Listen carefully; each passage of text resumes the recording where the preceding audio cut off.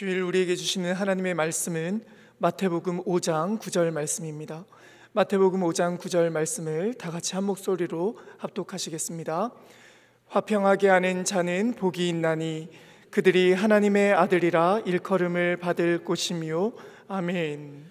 우리 모두는 복 받기를 원합니다. 우리나라 사람 특별히 복을 좋아하죠. 숟가락에도 또 밥그릇에도 이불에도 복자가 써 있잖아요. 우리 모두가 복 받기를 원하고 행복하기를 원합니다. 그런데 그냥 복을 원하지 않더라고요. 특별한 복을 원합니다. 특별한 복을 원합니다. 벌써 20년이 넘은 것 같은데요, 하버드 대학교에서 하버드 대학교 학생들에게 이러한 설문조사를 했다고 합니다. 여러분들이 이해하기 쉽도록 한국 사정에 맞춰서 제가 좀 설명해 드릴게요. 친구들이 10,000원을 받을 때 당신은 30,000원을 받겠습니까? 아니면 친구들이 100,000원 받을 때 당신은 80,000원을 받겠습니까? 무슨 뜻인지 아시겠어요? 친구가 10,000원 받을 때 나 30,000원 받을 것인가? 친구가 100,000원 받을 때 난 80,000원 받을 것인가? 여러분들은 둘 중에 어느 것을 선택하시겠어요? 다 다르시겠지만 하버드 대학교 학생들은 첫 번째 것을 선택했답니다. 80,000원 받는 것보다도 30,000원을 받지만 친구들보다 내가 더 받으리라. 상대적인 행복을 추구한 거죠. 나만 행복하고 나만 건강하고 나만 성공하기를 바라는 특별한 복을 원하는 것이 우리들 모두의 대부분의 욕구가 아닐까라는 생각이 듭니다. 진짜로 나만 성공하고 나만 건강하고 나만 행복하면 진짜 좋을까요? 작년에 제가 읽었던 책 제목 가운데 이런 책의 제목이 있습니다. 연결된 고통. 연결된 고통. 몸의 한쪽만 아프다고 해서 그것으로 끝나지 않는다는 거예요. 그것이 전체 몸으로 퍼지게 된다는 거죠. 1930년에 미국에 경제적인 대공황이 있었습니다. 미국이 경제적으로 진짜 힘들었죠. 무슨 이유 때문에 그렇게 힘들어졌을까요? 많은 학자들이 말하더라고요. 미국의 시골에 있는 한 조그만 은행이 파산하면서 그 파산이 도미노 현상처럼 미국 전체를 다 휩쓸었다라는 거예요. 조그만 지역적인 문제가 전체 문제가 되고 연결된 고통으로 모두가 다 힘들게 된다라는 거죠. 나만 괜찮다고 해서 괜찮은 것 아닙니다. 나만 성공했다고 해서 끝나는 것 아닙니다. 다른 사람의 불행이 곧 나에게 불행으로 찾아올 수 있다는 것. 그래서 우리 하나님께서는 우리를 부르실 때 우리만 복주기 위해서, 우리만 성공하고 우리만 건강하기 위해서 부르시는 것이 절대로 아닙니다. 우리에게 주시는 그 복을 우리만 누리는 것이 아니라 나누고 전달하기를 간절히 원하신다는 거죠. 그 대표적인 사람이 바로 아브라함입니다. 하나님께서 아브라함을 부르셨죠. 그리고 창세기 12장 2절에서 이렇게 말씀하십니다. 너는 복이 될지라. 옛날 성경 번역은 너는 복의 근원이 될지라. 복덩어리가 되라는 거예요. 너희가 복만 받는 것으로 끝나는 것이 아니라 복덩어리가 되어서 다른 사람들에게 복을 나누라는 거죠. 그래서 창세기 12장 3절은 이렇게 말합니다. 너로 말미암아 모든 민족이 복을 받으리라. 아브라함, 너만 복 받지 말고 네가 받은 복덩어리를 가지고 다른 사람들에게 복을 나누는 삶을 살라는 거죠. 2025년 우리 교회는 평안하여 든든히 서가는 교회를 꿈꾸며 달려가고 있습니다. 제가 계속해서 이 평안을 관계로 해서 함께 나누고 있죠. 그 평안의 첫 번째 단초가 뭐라고 말씀드렸죠? 하나님과 우리 사이를 이어주는 평안이라고 말씀을 드렸어요. 두 번째 단초가 뭐죠? 나 자신과 이어지는 평안. 나를 불행하고 나를 정말로 열등감에 빠지는 것이 아니라 나를 보배롭고 존귀하게 여기는 평안, 나 자신과 이어지는 평안이 두 번째 단체라고 말씀드렸어요. 세 번째 단체가 뭐죠? 지난번에 나누었죠?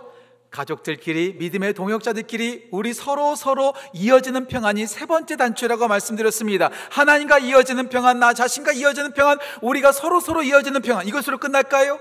우리끼리 행복하고 우리끼리 평안이 있으면 진짜 다 되는 걸까요? 네 번째 단치, 오늘 마지막 설교입니다.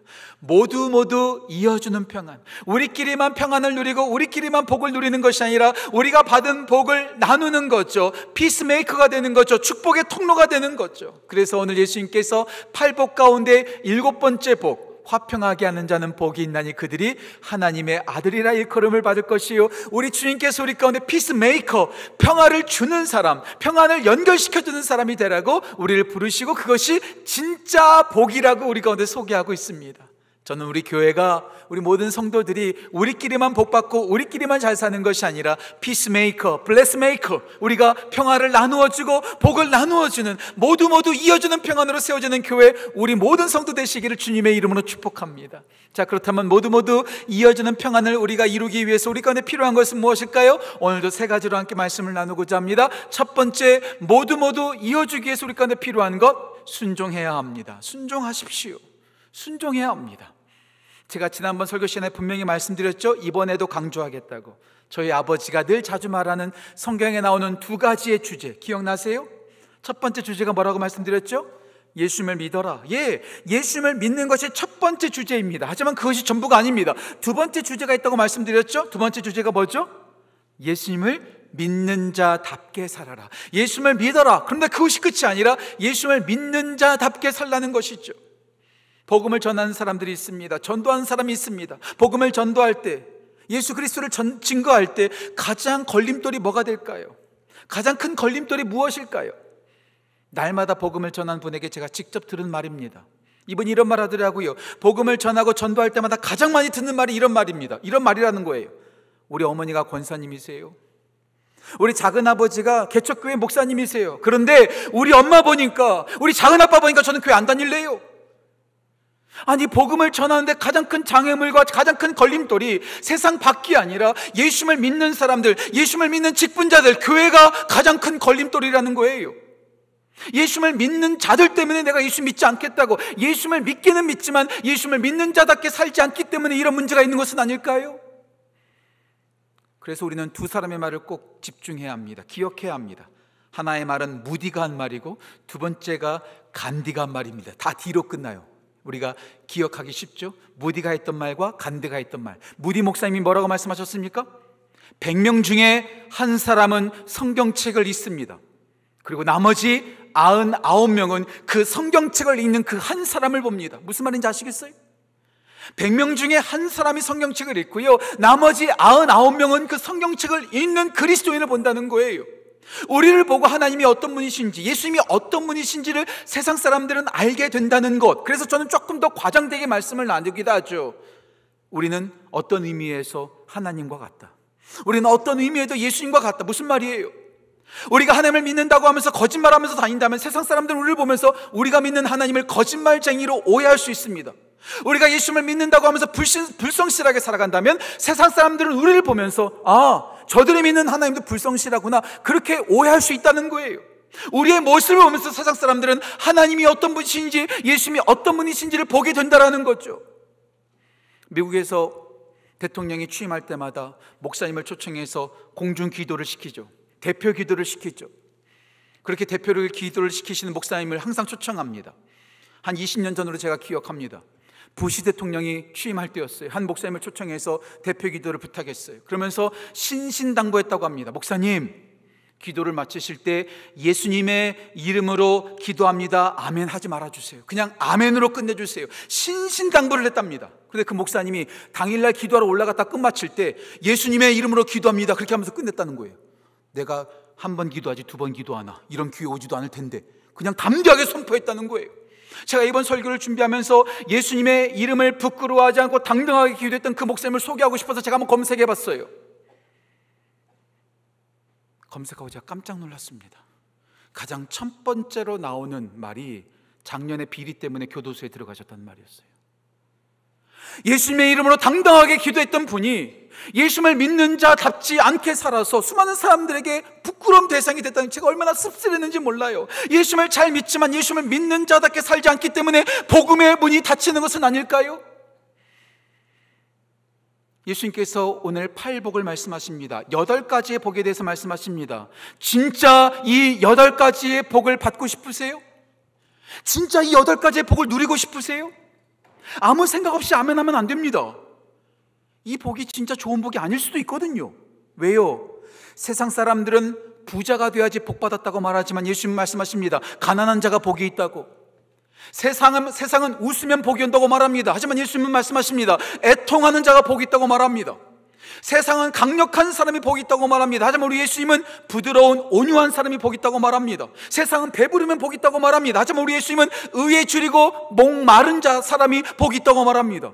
세상은요, 명품으로 온몸을 치장하고 화려한 사람을 복이 있다고 말하지만 우리 예수님은 깨끗한 사람이 복이 있다고 말합니다.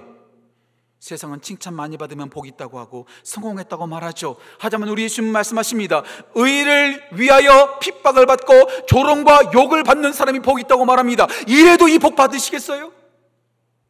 우리 예수님께서 우리를 구원하시기 위해서 이 땅에 오셨습니다. 자기를 비우셨습니다. 낮아지셨습니다. 십자가에서 죽으셨습니다.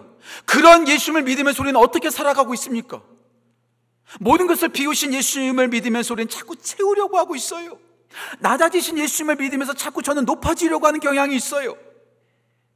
죽으신 예수님을 믿으면서 우리는 아등바등 살아내려고 노력하고 있다는 것, 정말 이상하지 않습니까? 저도 부끄러워요. 우리 모두가 복음을 전하기 전에 예수님을 믿는 자답게 하나님의 말씀에 순종하면서 살아가는 것이 첫 번째 단계가 아닐까요? 하나님의 말씀에 순종한다는 게 뭘까요? 전 오늘 하나님의 말씀에 순종한다는 것을 이렇게 정의 내리고 싶어요. 하나님의 말씀에 순종하는 것은 손해보는 겁니다. 하나님의 말씀에 순종하는 것은 불편함을 감수하는 겁니다. 하나님의 말씀 따라 살잖아요. 손해볼 일이 생겨요. 불편할 일이 생겨요. 어려운 일이 생겨요. 이럴 때마다 생각나는 한 분이 계세요. 저의 사촌 누나입니다. 제가 너무나 사랑했던 사촌 누나, 2년 전에 하나님께서 너무 일찍 데려가셨어요. 너무나 힘들었어요. 너무나 슬펐어요. 그 사촌 누나 진짜 착했거든요. 그 사촌 누나가 예수님을 믿는 신실한 신랑을 만나서 결혼했어요. 하지만 그 신랑의 부모님, 시아버지, 시어머니는 예수님을 잘 믿지 않았어요. 안 믿었어요. 제삿날이 되면 항상 제사를 지내는 집안이었습니다. 그런데요, 저희 사촌 누나가 제삿날이 되면 맏며느리도 아닌데 제일 먼저 시어머니를 찾아가서 그 제사 음식을 준비하는데 최선으로 섬기는 거예요. 올케도 안 오고 시누이도 안 오고 동서도 안 오고 다른 며느리도 오지도 않는데 그 제 언니가 그 사촌 누나가 제일 먼저 가서 그 제사 음식을 도와주는 거죠. 이러면 또 손들 분 계세요. 목사님, 그거 우상숭배 아닙니까? 그럼에도 불구하고 저희 사촌 누나는 제일 먼저 가서 거기서 성실하게 시어머니를 도왔어요. 맏며느리가 아님에도 불구하고 장로 딸인 것을 알면도 불구하고 열심히 섬겼어요. 열심히 도와줬어요. 10년 넘게 지나니까 그 시어머니가 저희 사촌 누나에게 이렇게 말하더라는 거죠.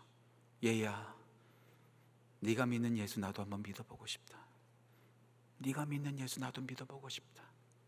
작년에 그 시어머니가 돌아가셨는데 예수님 잘 믿다가 돌아가셨어요. 말로 변하는 게 아니라 삶으로 변화되어지는 거예요. 삶으로 나타나는 거죠.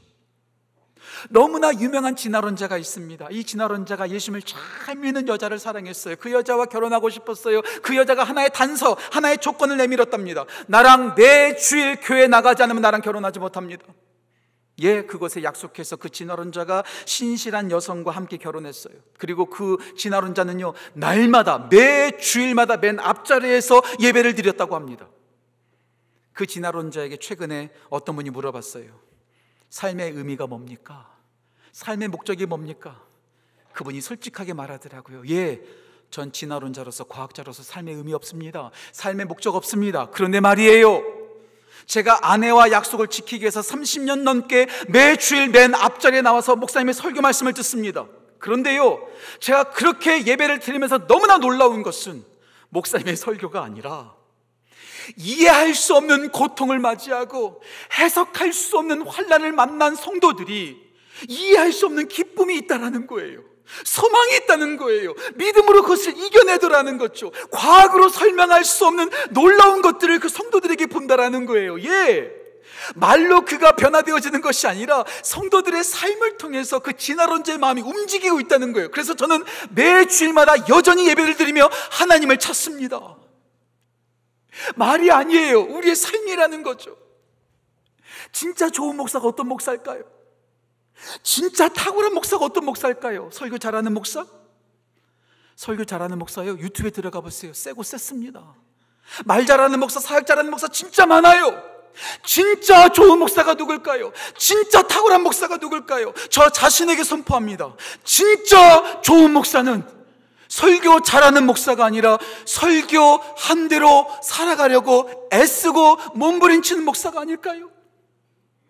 진짜 좋은 성도는 어떤 성도일까요? 예배 빠지지 않는 성도? 11조 꼬박꼬박 내는 성도? 헌신하는 성도가 진짜 좋은 성도일까요? 예, 맞아요. 하지만 진짜 좋은 성도는 내가 믿는 대로, 내가 알고 있는 대로 살아가려고 애쓰는 성도가 진짜 좋은 성도 아닐까요? 복음을 잘 못 전해서 이 세상이 어두운 것 아닙니다. 우리가 복음을 살아내지 않아서, 말씀에 순종하지 않아서, 말씀 따라 손해보지 않기 까닭에 우리가 문제가 있는 것은 아닐까요? 모두 이어주는 평안, 우리 모두가 피스메이커가 되기 위해서 제일 먼저 필요한 것은 불편하도, 손해본다 할지라도 하나님의 말씀에 순종하는 우리 교회, 하나님의 말씀에 순종하는 우리 모두 되시기를 주님의 이름으로 축복합니다. 먼저 순종해야 됩니다. 두 번째, 모두 이어주는 평안을 누리기 위해서 우리가 필요한 것, 모험해야 합니다. 모험해야 합니다. 우리 모든 사람들은요, 안전하기를 원해요. 안전에 대한 욕구가 있어요. 편안한 것을 좋아해요. 모험 좋아하는 거? 특별한 탐험가들만 좋아하죠.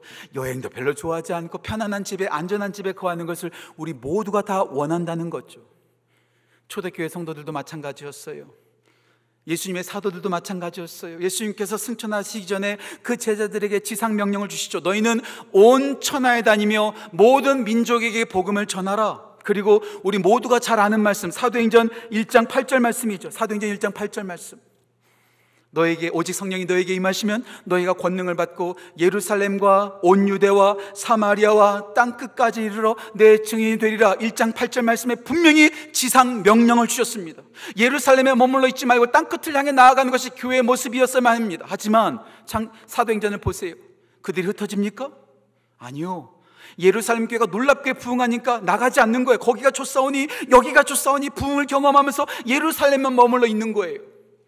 나가지 않으니까, 고여 있으니까 어떻게 해야 됩니까? 우리가 식혜를 먹을 때 식혜 밥알이 밑에 고여 있으면 어떻게 하죠? 뒤집어서 흔들어야 되죠.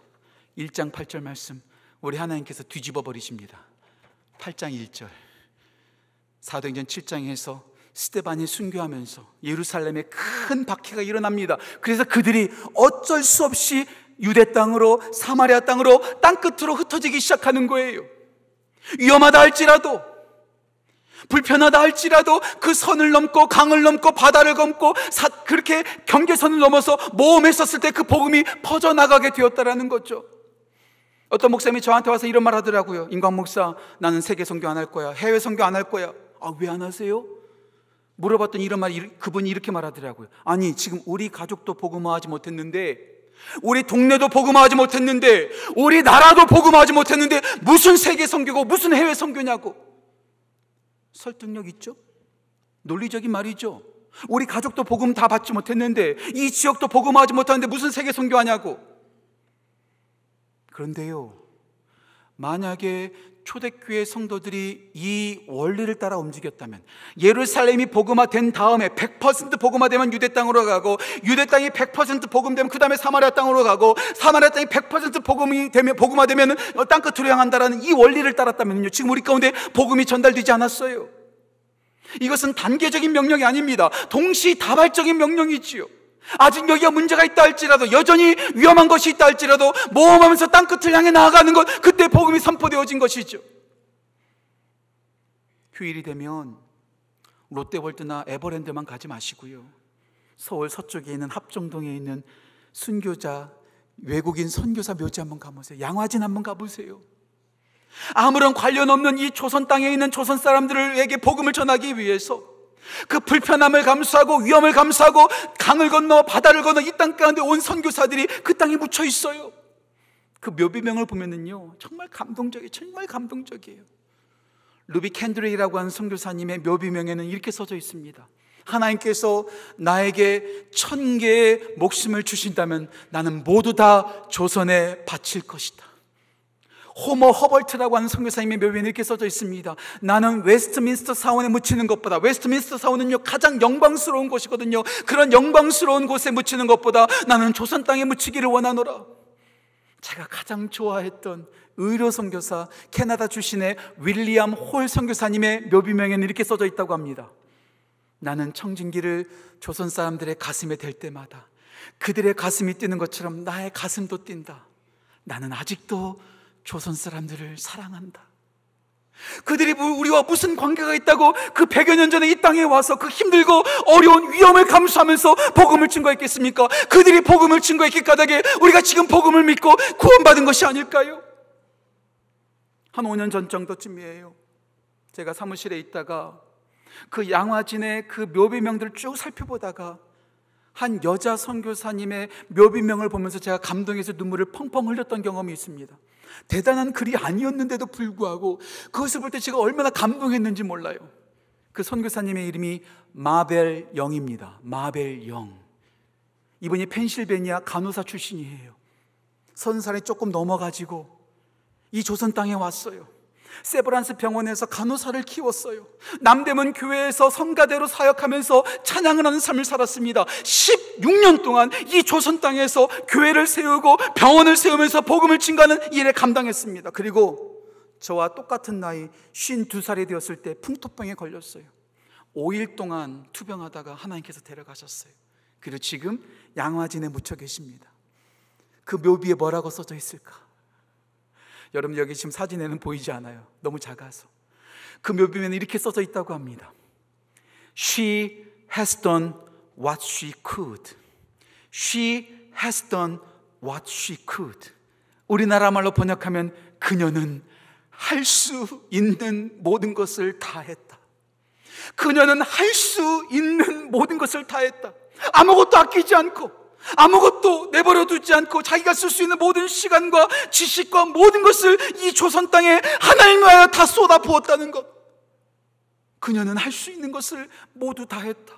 그 말을 듣는데 어찌나 눈물이 나던지요. 나랑 무슨 관계가 있다고, 이 나라와 무슨 관계가 있다고 그는 모험하여 이 땅 가운데 와서 모든 것을 다 쏟아붓고 우리 가운데 복음을 전했습니까? 그러한 헌신이 있었기 까닭에 우리가 지금 구원받은 것이 아닐까요? 예, 우리 예수님께서 우리 가운데 말씀하십니다. 너희는 세상의 소금이다, 너희는 세상의 빛이다 말씀하셨어요. 교회의 빛이라고 말씀하지 않으셨어요. 교회의 소금이라고 말씀하지 않으셨어요. 우리는 세상의 빛이요 세상의 소금입니다. 그렇다면 세상의 빛을 전하기 위해서 우리는 감추어져 있으면 안 됩니다. 교회 안에 머물러 있으면 안 됩니다. 소금통에 모여 있으면 절대로 뿌려지지가 않으면 그 소금은 맛을 낼 수가 없죠. 드러나야 합니다. 뿌려져야 합니다. 루이스 팔라우라는 목사님이 했던 말 제가 여러분들에게 자주 말씀드리죠. 교회는 비료와 같다. 교회는 비료와 같다. 쌓아져 있으면 악취를 풍긴다. 하지만 뿌려지면 온 땅을 비옥하게 만든다. 교회 안에만 머물러 있는 것이 아니라 우리끼리만 복받고 끝나는 것이 아니라 불편해도 위험해도 그 선을 넘어 모험할 때에, 뿌려질 때에, 드러날 때 온 세상 가운데 피스메이커, 그 평화가 전달되어져 모두 주님과 이어지는 놀라운 역사가 일어날 줄 믿습니다. 단기 선교 얼마 남지 않았어요. 내일 모레가 마감이에요. 아직도 고민하고 계세요? 모험하세요. 선을 넘으세요. 다가가세요. 우리가 그들에게 다가가지 않으면, 만나지 않으면 절대로 복음은 전파되지 않는다는 것. 우리 모두가 그렇게 모험하여 모두 평안을 이루게 하는 하나님의 사람들로 세워지는 귀한 은혜가 우리 교회, 우리 성도들 가운데 넘치기를 주님의 이름으로 축복합니다. 순종하셔야 됩니다. 모험하셔야 됩니다. 마지막 세 번째, 모두 이어지기 위해서 알려줘야 합니다. 알려주셔야 합니다. 참 우리가 사는 세상 시끄러워요. 서울 너무나 시끄러워요. 도시 안에 있으니까 공사하는 소리, 차 빵빵거리는 소리, 싸우는 소리, 말하는 소리, 떠드는 소리, 얼마나 시끄러운지 몰라요. 그런데 제가 한국에 와서 보니까 진짜 시끄러운 게 또 있더만요. 그게 뉴스예요. 뉴스. 날마다 뉴스가 쏟아져요. 제가 찾다 못 찾아서 15년 전 통계를 찾았습니다. 15년 전에요, 하루에 쏟아지는 뉴스가 2만 개가 넘는데요. 3초나 4초에 하나씩 나오는 거예요. 지금은 더 할 거예요. 더 많이 쏟아지고 있을 거예요.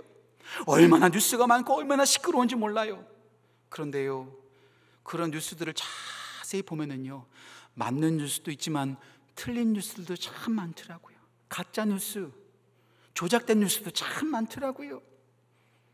코로나 팬데믹으로 모두가 묶여 있을 때 유럽에서 하나의 카툰이 소개되어졌습니다. 한번 보여주시겠어요? 이런 카툰입니다. 두 개의 부스가 있습니다. 하나는 편안한 거짓말, 또 하나는 불편한 진실. 사람들이 어디에 줄 서 있어요? 불편한 진실에 서지 않습니다. 불편한 복음에 서지 않습니다. 편안한 거짓말, 달콤한 거짓말 앞에 줄 서 있다라는 거죠. 이 세상 모두가 진실을 맞대기보다도 그것이 달콤하다면 편하다면 거짓말 앞에 서고 있는 거예요. 미국에 있는 어떤 목사님이 이렇게 설교했다고 하죠. 내일 태풍이 옵니다. 이 말을 듣자마자 사람들은요 깜짝 놀라서 슈퍼마켓에 가서 물 사재기하고 라면 사재기하면서 엄청 떨었다는 거죠. 그런 그들에게 목사님이 또 설교했답니다. 예수님이 오십니다. 아무도 관심 기울이지 않더라는 거예요. 눈 하나 깜짝하지 않더라는 거죠. 세상은 가짜 뉴스에 속고 있습니다. 가짜에 속고 있습니다. 그런 그들에게 우리가 순종하고 그런 그들에게 모험하여 다가가서 그냥 입 꽉 다물고 가만히 있으면 안 되는 거죠. 가짜에 속고 있는 자들에게 그것은 진짜가 아니라고, 여기 복음이 있다고, 여기 구원이 있다고, 여기 진짜가 있다고 우리가 말해야 될 때는 말해야 되지 않겠습니까? 언제까지 침묵하시겠습니까? 저를 포함해서 우리나라 사람들은 초코파이를 너무나 좋아해요. 우리나라 사람들이 제일 좋아하는 파이가 초코파이래요. 그 초코파이에 속지 마세요. 말하지 않아도 알아요. 알긴 뭘 알아요? 개뿔이나 알아요. 말하지 않으면 몰라요. 알려주지 않으면 몰라요. 우리가 말해줘야 돼요. 빌립 집사님이 에디오피아 내시에게 복음을 알려주지 않았다면 그 사람은 절대로 세례받지 못했을 거예요. 사도 베드로가 이방인 고넬료에게 가서 복음을 증거하고 가르쳐주지 않았다면 그는 세례받지 못했을 거예요. 사도 바울이 그 빌립보 감옥의 간수장에게 복음을 전하지 않았다면 그는 극단적인 선택으로 비극적인 인생으로 마무리했었을 거예요. 이디오피아 내시에게 복음을 증거했기 때문에, 고넬료에게 복음을 증거했기 때문에 빌립보 감옥의 간수장에게 복음을 증거하고 알려줬기 까닭에 그들이 세례받고 그들이 구원받은 것이 아닐까요? 알려줘야 돼요. 사도 바울이 또다시 말하지요. 로마서 10장 15절 말씀, 전파하는 자가 없이 어찌 믿으리요? 우리가 전파해야지 믿는 거예요. 말씀 하나 더 소개할게요. 고린도전서 1장 21절 말씀, 하나님은 전도에 미련한 것으로 사람들을 구원하기를 기뻐하시느니라. 우리가 말해야 돼요. 전파해야 돼요. 알려줘야 돼요. 선포해야 된다라는 거죠. 우리 모두가 입 딱 닫고 나만 구원받았으니, 내가 영생 얻었으니 나는 괜찮다, 가만히 있는 것이 아니라 입을 열어 알려주기를 간절히 소원합니다. 선포하기를 간절히 소원합니다. 그런 여러분들에게 두 가지를 부탁드릴게요. 두 가지. 복음을 전파할 때, 복음을 알려줄 때 우리가 꼭 알아야 될 두 가지. 첫 번째, 부끄러워하지 마세요. 당당하세요.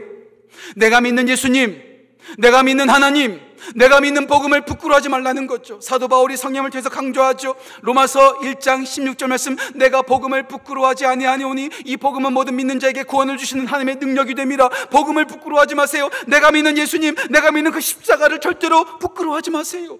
요즘 보니까요, 죄 짓는 사람이 얼마나 뻔뻔한지 몰라요. 염치도 없어요. 나는 동성연애자다, 내가 이렇게 잘못했다, 얼마나 뻔뻔하게 자랑하는지 몰라요. 그런 그들도 자랑할 진데, 우리가 예수님을 믿으면서 예수님을 부끄러워한다면, 복음을 부끄러워한다면 그 문제 있는 것 아니겠어요? 당당하세요. 부끄러워하지 마세요. 하지만 두 번째가 있습니다. 두 번째, 복음을 부끄러워하지 않되, 두 번째, 함부로 행하지 마십시오. 무시하지 마십시오. 복음에 갑질하지 마십시오. 내가 미리 믿었다고, 내가 복음을 얻었다고, 내가 구원 얻었다고 함부로 행하면 안 된다는 거죠. 그런 의미에서 진짜 중요한 말씀 하나 소개할게요. 베드로전서 3장 15절. 베드로전서 3장 15절 이렇게 말씀하고 있습니다. 소망에 관한 이유를 묻는 자들에게 대답할 것을 준비하되, 어떻게 대답하라고요? 온유함과 두려움으로 하라. 온유함과 두려움으로 하라. 유진 피러슨 목사님은 더 메시지 성경에서 이것을 이렇게 번역하고 있습니다. 최대한 예의를 갖추어 대답하라. 내가 먼저 믿었다고, 내가 당당하게 예수님을 그냥 무조건 그냥 갑질하면서 복음을 선포하는 것이 아니라 배려하면서 예의를 갖추어서 진짜 겸손하게 온유하고 두려움으로 말씀을 전파하라는 거예요. 복음에 갑질하지 말라는 거죠. 복음에 당당하되 예의를 갖추어 정말로 온유하게 복음을 알려줘서 나만 구원받고 나만 영생을 얻는 것이 아니라 그렇게 구원을 얻지 못한 이들에게 예수 그리스도의 복음을 알려줘서 모두 이어지는 놀라운 평안을 누리기를 주님의 이름으로 축복합니다. 순종하십시오. 모험하십시오. 알려주십시오. 우리 주님은 우리만 복받기를 원하지 않으십니다. 모두가 평안을 누리기를 원하십니다. 제가 설교 시간에 영어를 가끔가다 쓰죠. 여러분들 제 영어 진짜 잘한다고 착각하실 것 같은데 저 영어 잘 못해요. 그냥 영어 하는 척 하는 거예요. 저는 영어보다도요 한국말이 진짜 좋아요. 한국말이 얼마나 좋은지 몰라요. 그런데 한국말이 이렇게 좋은데 조금은 아쉬운 게 있어요. 그건 뭐냐면 우리 한국말에는요 복수와 단수와 복수가 조금 불명확해요. 영어라든지 헬라어라든지 보면은요 이 복수와 단수가 명확하게 구분되거든요. 오늘 본 말씀 보세요. 이렇게 되어 있습니다. 화평하게 하는 자는 복이 있나니 그들이 하나님의 아들이라 일컬음을 받을 것이. 무슨 말이에요? 단수가 나오고 복수가 나오고 또 다시 단수가 나오고 있어요. 복수와 단수가 헷갈리게 써져 있어요. 하지만 영어 성경과 헬라어 성경을 보면은요 이 복수와 단수가 분명하게 구분되어 있습니다. 이렇게 지각하면 이렇게 될 수 있습니다. 화평하게 하는 자들은, 그들은 하나님의 아들들이라 일컬음을 받을 것이며, 최근에 번역된 새한글 성경 보니까 하나님의 아들, 딸이라 일컬음을 받을 것이며, 우리 주님은요 나만, 우리끼리만 복받기를 원하시는 것이 아니라 우리 모두가 복을 받아 하나님의 가족, 하나님의 권속되기를 원하신다는 거예요. 나만 복받고 끝나는 것이 아니라 모두에게 연결된 축복, 그 복을 나누는 우리 모두 되기를 간절히 소망합니다. 며칠 전 제 아내와 두 딸이 한국 드라마를 보더라고요. 한국 드라마를 보는데 이런 장면이 나오더라고요. 사람들이 주먹밥을 다 먹는데 어떤 꼬마아이가 주먹밥이 없는 거예요. 그래서 주인공이 그 꼬마아이를 불쌍히 여겨서 주먹밥 하나를 딱 꺼내서 그것을 절반 딱 나누어서 그 꼬마아이에게 주는 거죠. 그랬더니 이 꼬마아이가 그렇게 대답하더라고요. 아, 선생님, 저는 괜찮습니다. 저는 배고프지 않습니다. 그러면서 이렇게 말하더라고요. 모두 나눠 먹으면, 이렇게 나눠 먹으면 아무도 배부르지 않잖아요. 이렇게 나눠 먹으면 아무도 배부르지 않잖아요. 그런데 주인공이 그 말을 들었음에도 불구하고 묵묵히 자기의 절반을 그 소년에게 줍니다. 그 장면을 보면서 저의 직업병이 돋았어요. 저 같으면 저 주인공에게 대사 한마디를 더 줄 텐데 어떤 대사였을까요? 제가 그 주인공에게 주고 싶은 대사는 이겁니다. 딱 그 반절을 딱 주면서, 그래, 네 말대로 나눠 먹으면 아무도 배부르지 않지. 그러나 나눠 먹으면 아무도 배고프지는 않지. 그렇잖아요. 나눠 먹으면 모두가 배부르지 않지만 나눠 먹으면 아무도 배고프지 않잖아요. 우리 주님은 우리 가운데 주신 그 복을 연결된 축복으로 나만 누리는 것이 아니라 지금 죽어가고 있는 사람들에게, 멸망하고 있는 사람들에게, 배고파 죽어가는 사람들에게 그 평안을 나누어줘 우리 모두가 배고프지 않기를 원하신다는 거죠.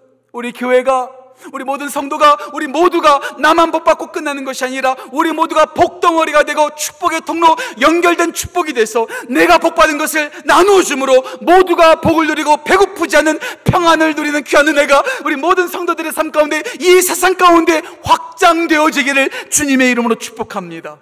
기도하겠습니다. 하나님 아버지, 감사합니다. 우리 가운데 평안을 주시고 그 평안을 나누라고, 피스메이커가 되라고 우리를 불러주심에 감사합니다. 나만 복받고 끝나는 것이 아니라 순종하고 모험하고 알려주고 나누어 줌으로써 우리 가운데 주신 그 평안을 나누어 주는 복된 하나님의 사람들 될 수 있도록 우리를 사용하여 주옵소서. 감사드리며 귀하신 예수님의 이름으로 기도합니다. 아멘.